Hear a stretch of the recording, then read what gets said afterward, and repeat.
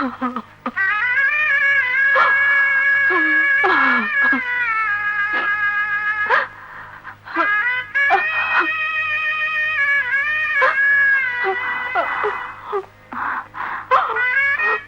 না মা। মেয়ে হয়ে যখন জন্মেছে তখন মা বাবার সংসারের মায়া কাটিয়ে মেয়েকে তো একদিন স্বামীর ঘরে যেতেই হবে। তাছাড়া আপনার দুই ছেলে তো রয়েছে। নুরি, ওনাকে কাঁদতে দাও। শুনেছি ওনার দুই ছেলে, কিন্তু ওদের কেউ এখন ওনার পাশে নেই।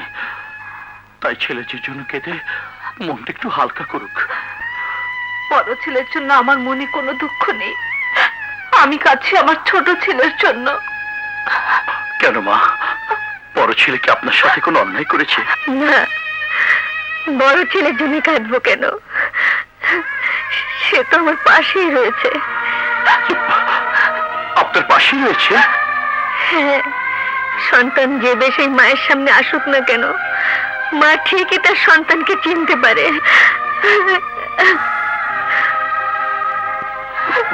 মা? হ্যাঁ বাবা, সন্তানকে মায়ের চোখে কোনোদিন ফাঁকি দিতে পারে? তো শিগগির এখান থেকে চলে যা বাবা, চারদিকে পুলিশ রয়েছে। মা, আমি যাচ্ছি মা। তুমি তুমি শুধু আমার জন্য দোয়া করো মা।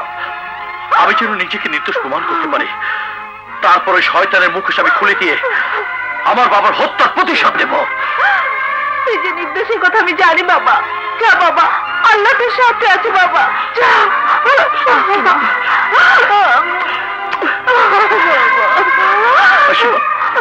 চলো আসিমা। আল্লাহ, আল্লাহ তোমার অনেক অনেক শুকরিয়া।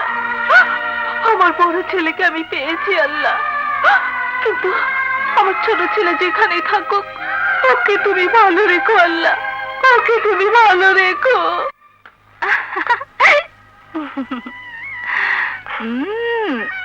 খুব সুন্দর। চল।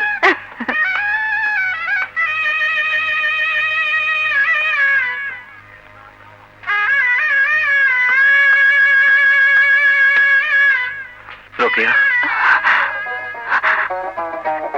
ছোট ভাইয়া, তুমি তুমি এসেছো? এই অভাগী বোনের কথা মনে পড়েছে তোমার? পাগলি বোন আমার, তোকে ভুলে কি আমি থাকতে পারি? তোর বিয়েতে আমি আসতে পারিনি, এটা যে আমাকে কত কষ্ট দিয়েছে তা তোকে বোঝাতে পারবো না বোন। ভাইয়া, কাঁদিস নে বোন। পুলিশের চোখকে ফাঁকি দিয়ে বাড়িতে যেতে পারিনি, তাই তো তোকে দেখতে এখানে এসেছি। ভাইয়া। কে? রানা ভাইয়া আপনি? সর্বনাশ, বিজু ভাইয়া এক্ষুনি এসে পড়বে। রোকেয়া, দোয়া করি তোরা সুখে থাক, শান্তিতে থাক। শোনো,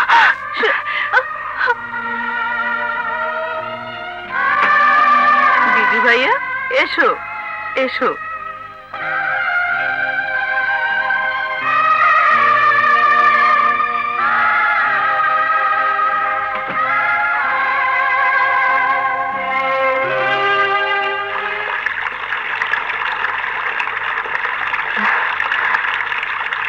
আমার বোনের বিয়েটা হয়ে যাওয়াতে আমার মনটা ভীষণ শান্তি পাচ্ছে জুলি। আর যেদিন তোমার আমার বিয়ে হবে সেদিন আমিও ভীষণ শান্তি পাবো।